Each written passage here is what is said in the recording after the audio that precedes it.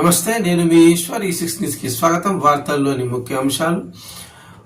తెలంగాణ రాష్ట్రంలో కాంగ్రెస్ పార్టీలో మంత్రివర్గ విస్తరణ అంటే అదొక పెద్ద పంచాయతీనే అవుతుంది.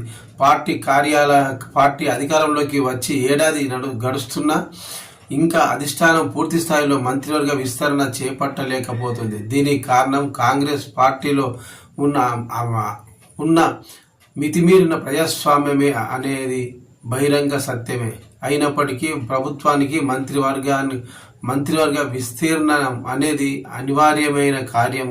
అందుకు ముఖ్యమంత్రి రేవంత్ రెడ్డి ఢిల్లీ పర్యటనకు వెళ్లడం, అక్కడ పార్టీ అధిష్టానంతో చర్చలు జరిపి అటు పిమ్మట మంత్రివర్గ విస్తరణకు మరి కాస్త సమయం కావాలంటూ రేవంత్ కాలి చేతులతో రావడం గత ఏడాది దినంగా ఆనవాయితీగా మారిపోయింది. పార్టీ గెలుపు బాధ్యతలు తీసుకోలేని నేతలు సైతం ప్రభుత్వ పదవులు ఆశిస్తూ రాష్ట్ర స్థాయి నాయకుల నుంచి పార్టీ అధిష్టానం నాయకత్వం వరకు బెదిరింపు రాజకీయాలకు పాల్పడటం కాంగ్రెస్లో పరిపాటిగా మారిపోయింది.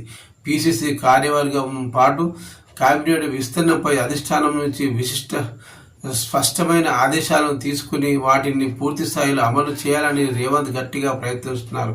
మరి రేవంత్ ప్రయత్నం ఫలిస్తుందో లేదో వేచి చూడాలి.